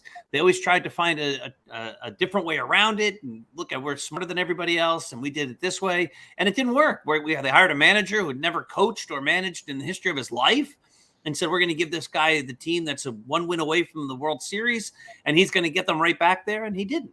And so I think the Yankees are under a lot of pressure, but I think we're really – in a year, we're going to be saying, what do the Yankees have to do to get back to becoming a top quality team? Because I think we're going to have some down years coming real quick. So you let Judge go. You say you pick up Soto, or you pick up another, or you pick up another great pitcher. They still are there, Doc. I mean, they still got a chance to win. So I mean, you never know in baseball. You never know what rookies are going to come up from the farm system. You never know what veterans are going to come up and have a great year. So, I mean, you got a point, but I still think that everything turns and baseball and sports. And there's always that possibility that you pick up players that are just as good, if not better than the players you lost. Could be. I think it's hard to find a player who's going to be better than Aaron Judge. I just don't see the Yankees making the biggest offer. I want to criticize both Doc and Mac. You're going to criticize the two of you. This Aaron Judge thing, this fiasco. We debated this up, discussed it before the season began. You guys thought, the Yankees made such a wonderful, fair offer to Aaron Judge. He says he wants to be a Yankee his career. This is his chance to prove it. Everyone's going to say they want to stick with their team. No one's going to say they don't want to stick with their team. The Yankees blew it. The Atlanta Braves are a perfect example. They were a great model of signing a player a few years before he becomes a free agent. They're great talent. That's what teams do. You project who's going to be a great player for you based on a body of work that he's shown you. And you don't let him get to a couple of years within free agency. You just don't allow it. You make him a really good offer, and the player's going to think, I'm not going to be a free agent for a few years. This money looks great now. And you make basically a career deal with him. I forgot the name. I'm having a little moment. I'm forgetting the Atlanta Braves outfielder who's on track to be Rookie of the Year. They just signed him to like a 9-year contract, 10 years at good money that favors the team, like $9 million a year for 8 years. And then in year 9, it's a team option of $15 million. In year 10, it's a team option of $20 million. The team is getting a bargain. Are they taking a little bit of a risk? Yeah, of course you're taking a little bit of a risk. The Yankees actually did that with Aaron Hicks. It backfired. They overestimated Aaron Hicks' potential. But listen, it wasn't a bad deal what the Yankees did at the time. I don't mean to second guess him, because if Hicks had fully developed, he would have been worth more than $10 million a year. But they signed him for $70 million for 7 years. It was worth that gamble. But they should have done that with Aaron Judge. They would have had to give him big money, but they would have locked him up and made him a career Yankee. And in the offseason, they had one last chance a year away from free agency, and they didn't treat him like a free agent. The Yankees should have thought this guy is going to have a great year. Let's make believe he's having a blockbuster year. What would we offer him at the end of this season if he has an incredible year? And put that money on the table. Offer him $37.5 million a year for 8 years. And Judge would have probably taken it as people because they would have thought, well, maybe we could do a little better, but this is close enough where, he wants to be a Yankee. The money's good enough. We'll get it done now. Yet the Yankees, I don't want to say lowball the guy like $30.5 million, but he could do substantially better on the free agent market with a big year. And the Yankees, they blew it in the Judge thing. But the thing about it now, the Yankees are going to bid on him once more when he's a free agent, whatever, and they're going to up their offer. But will it be good enough now? I don't think so. Hopefully it would be, but I don't think so. But whatever they're going to offer him in the offseason, which he's probably going to turn down, he would have probably signed for before the season. I don't know if we can say that. I don't know if we know that Aaron Judge absolutely wanted to be a Yankee for life. Everybody just assumes that if the Yankees gave him enough money, he would have definitely stayed with the Yankees. How do we know that? The argument is the Yankees would have had to pay him a number of years ago. And a number of years ago, he had a good first year, and then he was hurt a lot. And unfortunately, he came to the major leagues at an older age than most of these other guys in their young 20s. He was in his later 20s. And he's always been this guy that there's been a question mark about how much you want to invest in a guy who's going to be in his 30s when you're paying him this big money stuff. I think the Yankees made him a great offer. I'm not changing my mind on that. I think it was a very fair offer. I don't think the Yankees are going to offer him a ton more, and I don't think they should. I think there's going to be a team that blows him out of the water. And on the other hand, I won't blame Aaron Judge one bit for taking that money. If there's a team that offers him 10 years at $40 million or 9 years at $38 million or any variation there, good for them.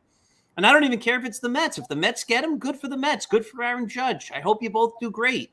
But if I'm the Yankees and I'm so close to that luxury tax every year, and that has been the reason why they can't get other talent, I'm not giving Aaron Judge 8 years at exorbitant dollars. I'm just not doing it because that's going to impact on my ability to get other players. And we all like to say, oh, my God, he's having a career year this year. And yes, he is. We have to keep him forever. But in 2030 or 2028, when he's hitting 240, which is a big possibility, and he has 22 home runs on the year and 78 RBIs, no one's going to say, oh, my God, I'm so glad 6 years ago he hit 58 home runs or he broke Roger Maris's record. That's so great. I'm glad he did that. Now they're going to be going like, this guy's eating up our salary and we can't get other good players because we're tied to this guy. So I don't think he's coming back. And there's a lot of reasons for that. But he's always been a California guy. Who's to say that in his heart he's never said, or he hasn't said, I want to go back to California and I want to play for the San Francisco Giants. Maybe that's always been his dream. And again, why not? Ken Griffey Jr. left Seattle to go play for the team he rooted for as a kid. Albert Pujols left the Cardinals. Everybody says Judge wants to be a Yankee for life. Why? Freddie Freeman just left the Braves. Now, granted, there were things around that, but he just left the Braves. Well, why wouldn't he? That was a foul up. He didn't want to. But he did, right? And Albert Pujols left. Albert Pujols left the Cardinals, right? Because another team offered him extra year on his contract. He left the Cardinals because of money. And the Cardinals were smart and lucky that he didn't sign with them because he wasn't a good player after that. About Judge wanting to be a career Yankee, he doesn't want to leave the Yankees. You would. How do we know that? That means he has to be unhappy with being on the Yankees, and I wouldn't think he would be unhappy. Why does he have to be unhappy? Maybe he just wants to. The Yankees are a prime organization. No player, unless he's struggling badly, wants to leave the New York Yankees. It's the type of team. It's a destination place. The Yankees, the Dodgers. Andy Pettitte. Andy Pettitte would have gladly re-signed with the Yankees. They dragged out negotiations with him, and and they only came in at the end with an offer. And by that point, he got tired of negotiating and decided he was going to go home to Houston. And he came back. Pettit came back. Right, but he left. I mean, all this, like, why would you leave the Yankees? Did Robbie Cano leave the Yankees? Are you thinking do you think, let me ask all you guys, do you think players think legacy? Because Pettit messed up his legacy to a degree going to Houston for the 3 years. Sure, he got to a World Series. That was good. But had he stayed with the Yankees, prorate his victories that he got with the Astros in the 3 years and make those Yankee victories, it would have been approximate. That's what probably would have happened. He would have surpassed Whitey Ford as the winningest Yankee pitcher of all time. That would have been a heck of a legacy, guys. And that would have enhanced his Hall of Fame chances as well. And even if he didn't get in the Hall of Fame, I'm the winningest Yankee pitcher of all time.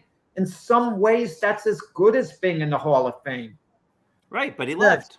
Let's get Pags in here for a minute. Pags, so you got a player on your team says he wants to be a Philly for life and he loves Philadelphia and, will do anything to stay in, and then they make him an offer and he leaves. So what kind of feeling would the Philly fans have with that player? I mean, here you are. This is a guy that you want to get his autograph. You want to take pictures with him. You want to be his best bud. And then he just ups and leaves and over maybe just a year on a contract. I mean, how would you, being the Philly sports guy and the fans there, react to something like that? So thinking about this in a little bit of a different way, that one of the best players in hockey was desperate to try to come to Philadelphia. Didn't even give him an offer. They said that they weren't in the mix of this. And here's somebody who was willing to go out of their way, take a hometown discount to come to Philadelphia to play for the team that he rooted for his entire life. Still roots for actively. So I understand a little bit about this in the opposite direction. When somebody leaves for money, listen, this is a business. And ultimately, we could be as angry or upset about it as fans, but the players are private contractors. That's what they are. They get contracts to play for their team, but ultimately they're getting 1099'd, and they are private contractors, so that once they have the ability, I could do a job that's, as a contractor, I could do a job that's a $10,000 job. It's going to take me a month, or I could take $1 million job and it's going to take me a month and a half.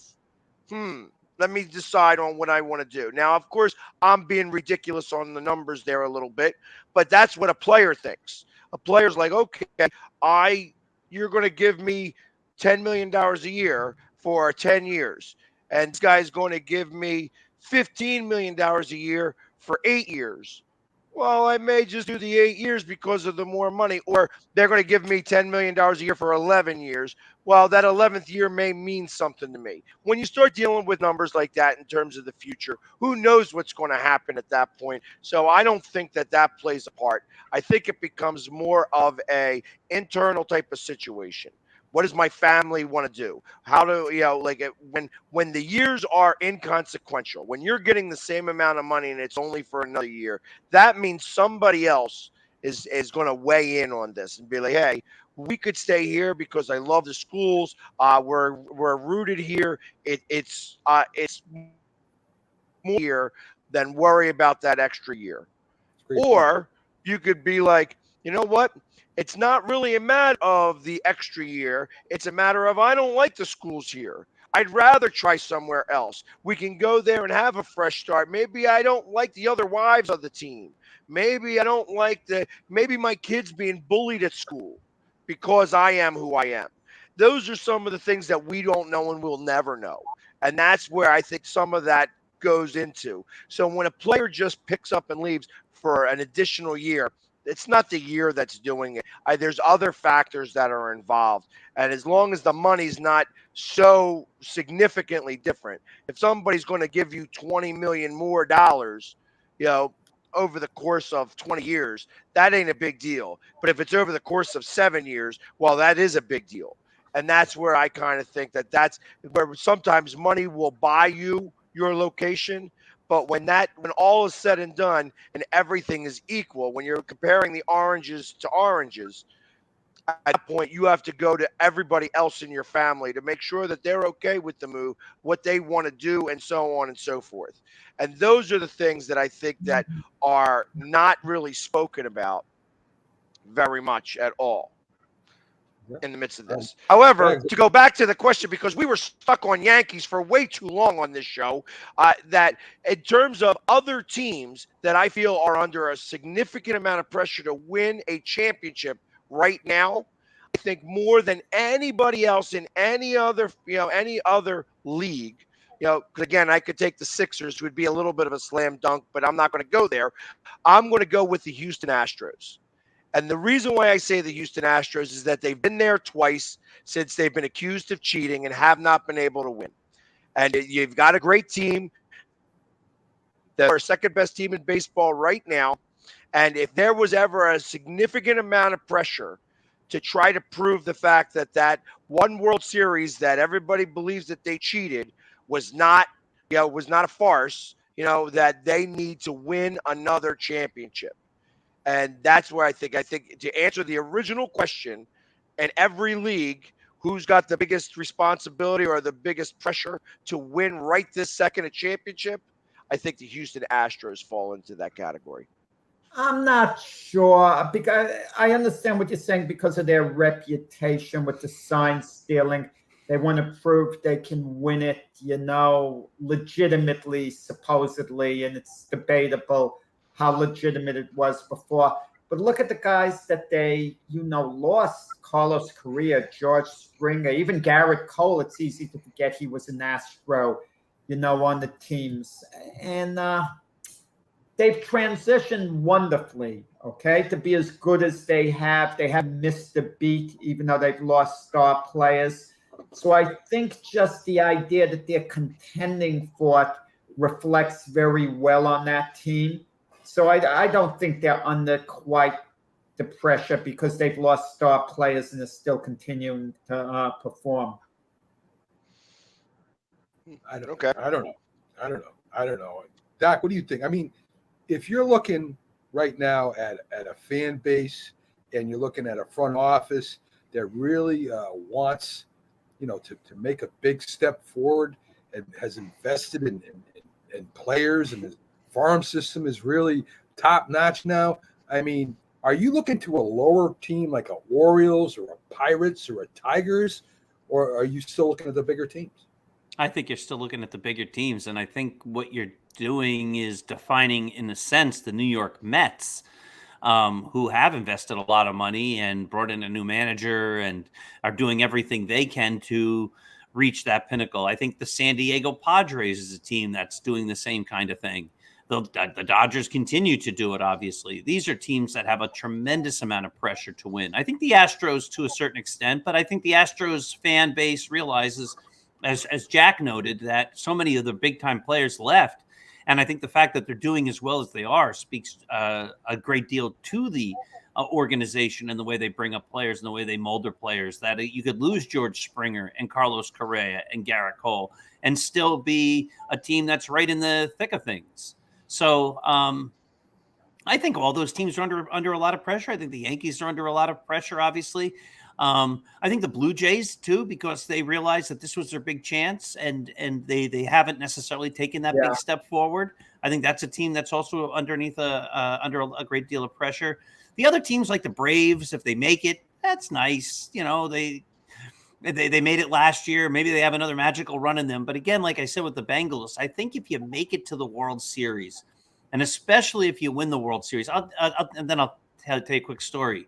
I think what happens is, unless the fan base is totally irrational, you get a sense like, wow, they really did great last year, and I can't expect this, even as a Yankee fan the Yankee fans always expect them to win every year. I can't expect this every year. So that almost buys you a couple of years. Not that you want your team to do poorly, but it buys you at least a couple of years of goodwill that, hey, things happen, and we got a couple of breaks that year. I remember when the Yankees won the World Series in '96. I was so excited. And I said at the time, You know, they finally did it. They finally did it. I've been waiting for this since 1978. And I hope they win it next year. I want them to win it next year. But if they don't, I get it. They're not going to win it every year. And they finally gave me another championship. And I think most fans think that way. Like, we got it. And that buys them some time off. So I think it's the teams that are on the – you don't agree? Well – no, fans are so fickle. You know, a year later they get on their teams. Unfortunately for you, you're a sensible individual. They give you a championship. You take it and you feel whole. It lasts for years. You know what? You're making a good point, Jack. But fans a year or two later are going to turn on the organization, get mad, they come under pressure. It's unfortunate. You're a Giants fan. You're a great point. I remember somebody calling up after one of the Yankees World Series in the early or late 90s, early 2000s or whatever. They called up the next day on the Mike and the Mad Dog show or one of those things. And they're like, you know, I'm worried. I'm worried about left field. And they're like, what? They just won the World Series yesterday. So you make a fair point. We have a couple of debate questions. Let's not forget it. One of them's the Jeter thing. When he was captain of the Yankees, and the Yankee fans were booing A-Rod, there was a certain amount of pressure on Jeter to speak out to the fans on behalf of A-Rod to let up, and Jeter wouldn't do it. He wouldn't come to A-Rod's defense, and Jeter was the Yankee captain.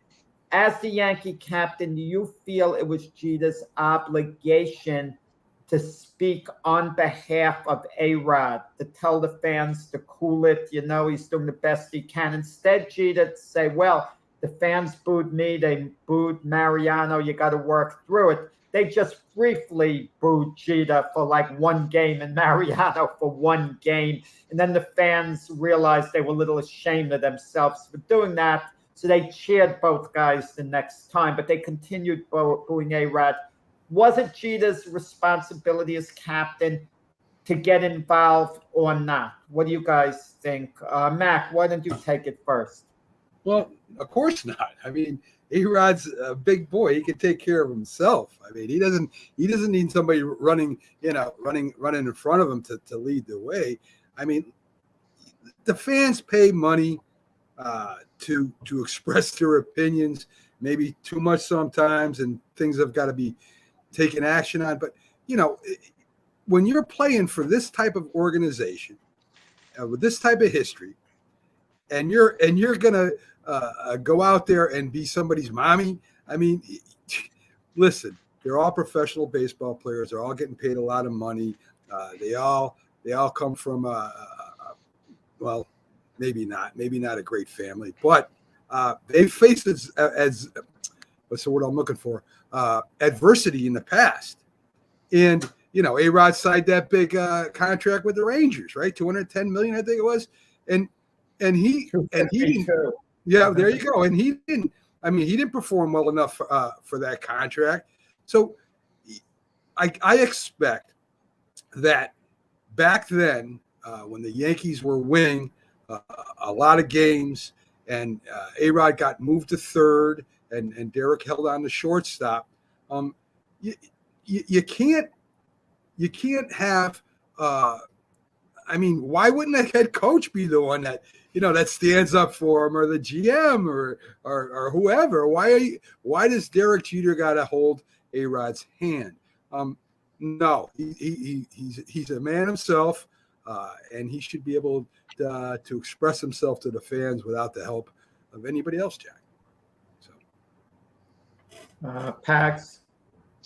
So I think about this, and again, we're talking about the Yankees. I'm so tired of talking about the Yankees here. But I can equate this. I can equate this in a different way.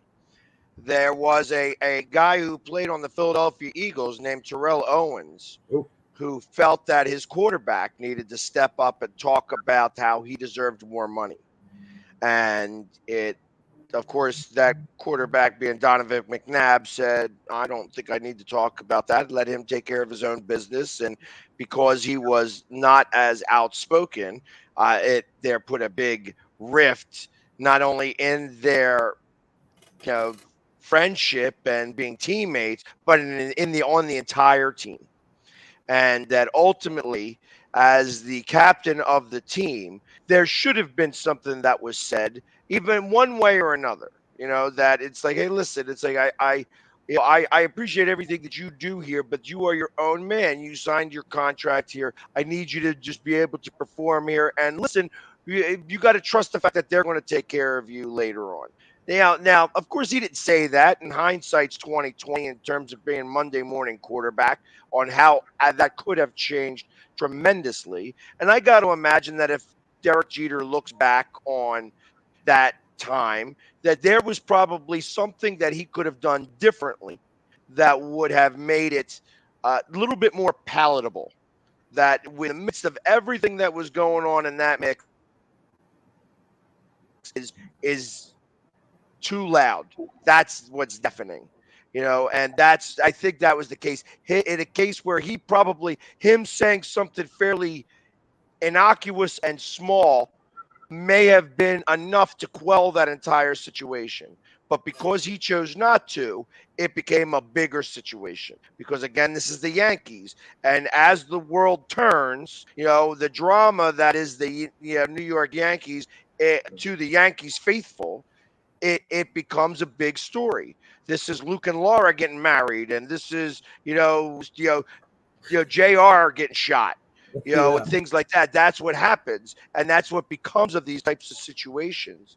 And ultimately, I feel that it could have been done differently. That situation, along with the Eagles situation, both could have been handled differently. And in the absence of true leadership, the one who's the loudest, unfortunately, gets most of the spotlight, and it winds up being A-Rod and T.O., and it causes a rift. So maybe that was the reason why after 2009 they didn't win another World Series. Maybe that that caused enough of a ripple in the locker room to make it contentious enough to be able to not get back to the promised land. Because it definitely happened with the Eagles. It's very possible. Doc. Yeah, I think it goes right back to the same thing we were talking earlier with Aaron Rodgers, right? A leader is going to protect his teammates, right? So I don't think Aaron Rodgers was right to call out his teammates in the public. In private, sure, do that. And Derek Jeter, when the fans were all over A-Rod, he didn't have to necessarily go out on the back page and say, don't boo my teammate. But when he was asked about it, instead of saying, yeah, I got booed too, he could have said, you know what? It's not right. I understand he's not performing well, but it doesn't make us perform any better and help us win when the fans boo us. I mean, he could say something like that, and that's innocuous and things like that. But when he was asked to stand up for a teammate, he basically walked away, right? He turned the other cheek or whatever, and he said, nah, I was booed. Mariano was booed. Let him get booed. And, I think Pags is right in this. And you look at this with lots of different teams. Great leaders step up for their teammates. And if you let your teammate out there to just wither on the vine, it doesn't project a great image. And it didn't project a great image for him. And could that then lead to hostility in the locker room and just some bad blood, or players not necessarily giving their best on a given day? And could that make the difference between winning or losing? Yeah, it can. And so, yeah, I don't think there would have been anything wrong with Derek Jeter going, hey, the guy's out there. He's trying his hardest every single day. I see him. He's working his hardest. Does he want to strike out? No, he doesn't. Does he want to make an error? No. But I can tell you, I'm glad he's playing third base. I'm glad he's the guy on my right. I love playing with him. Boy, that would have spoken volumes, but he didn't do that. He didn't do that at all. And it was, in a sense, that's an absence of leadership. There's no doubt about that. Right. By the way, Tim McCarver felt Jeter was justified not saying anything. I remember that. I disagree. Jeter was the Yankee captain. I think being captain, I don't want to say it's a silly title. It means a lot to the players, but what do they do? They don't manage. They don't make up a lineup. Do they take out the lineup card once in a while? Do they make a speech on a special day once in a while? It's a silly title in reality. In all of sports, captain. It's the coach and the manager making the decisions. They have no real authority I disagree. It's an ego boost. That's all it is. I wholeheartedly Yeah, I disagree. with you there completely. Ultimately, You the disagree because captain Mac of the made team- you the captain of the Northeast Streaming Network, and it didn't make me. I didn't care. Well, I tell you and as a captain, you have to be the one that's in charge of making sure so everybody starts to look to you. When you're named the captain, as well, and especially in hockey. So in hockey, everybody the team picks a captain, and that everybody starts to look to them.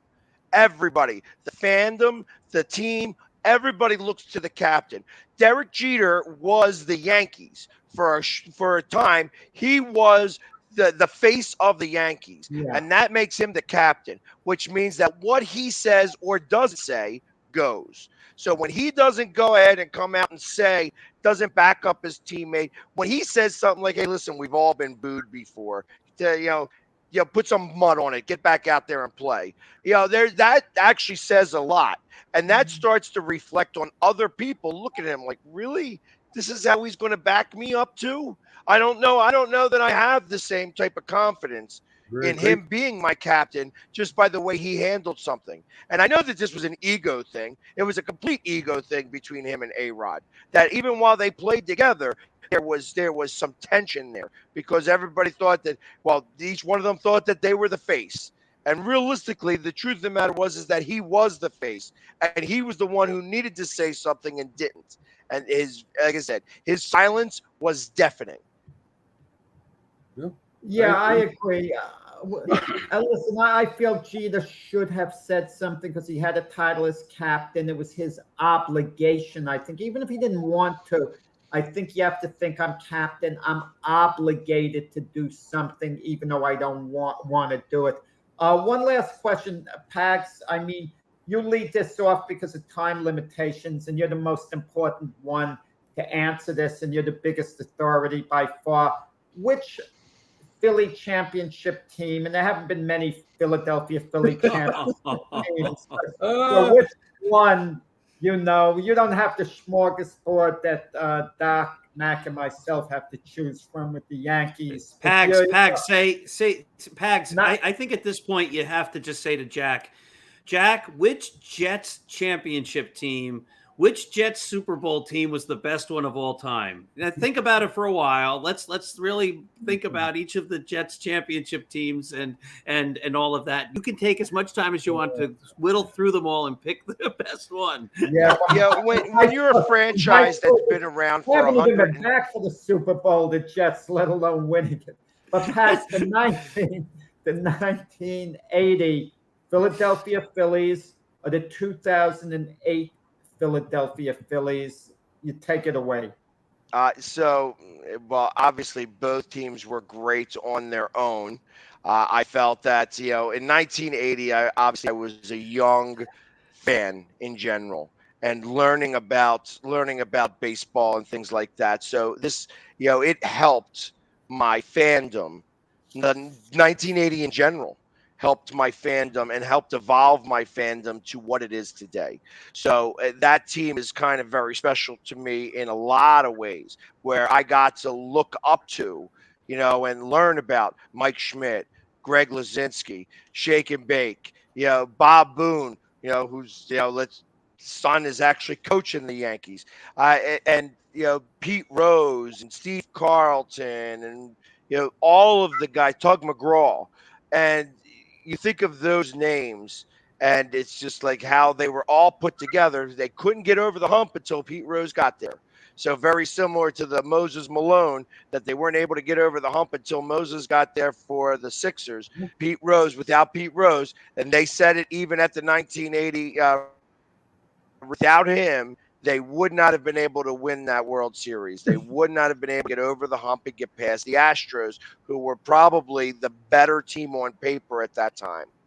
And it took everybody getting together to make that happen. In 2008, it was interesting how that all occurred because it was a little bit more ego driven, where again, the face of the Phillies had, was really Jimmy Rollins, but they had great talent. And then again, this was where it was a whole bunch of talent was brought together by Ed Wade, but he wasn't, as I like to call it, a wartime consigliere.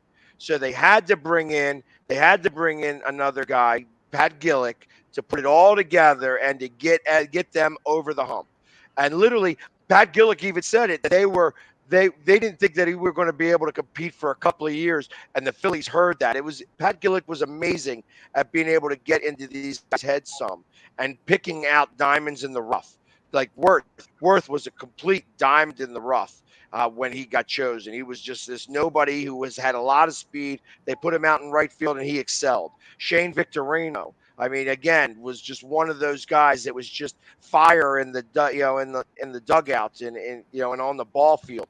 Just the things that they had, the pieces that they had in place, finally were able to gel. Of course, there's Chase Utley, and then there's Ryan Howard, who had the best 4 years of any Major League Baseball player ever. He had the best numbers over a 4-year time span. So throughout all of history, and you could look it up. Wow. So it's never no. That being said, if I had to choose between which one I think is a more influential team, I'd have to probably say the 2008 team because of the pieces that they had there in that regard. But the 1980 team, like I said, and all of 1980 was absolutely amazing. Like I said, it's formulated the fandom that I have now. Well, I just want to throw this by you, then the other guys quickly tell me your opinion. Didn't they have a harder road, the 80 Phillies, to win the World Series? They had to beat a seasoned Kansas City Royal team who kept knocking on the door for the few years before, for the most part, as opposed to the 2008 team. They had to beat the Rays. And then quickly, Doc and Mac, because I know time limitations. I just want to hear who they would select. I would select, for what it's worth, the 1980 team, and I'm done with that as far as I go. Mac? Listen, I think the 1902 team I'd pick, I don't know if they played in Philly or not, but that would be my choice when they were still, they were still having the gloves that barely fit the hands and the bats that weighed about 10 pounds. So listen, the Phillies is a boring subject to me, guys. I'm sorry, man. I don't care. Talking about Yankees has been so great for me all day long. Oh my God.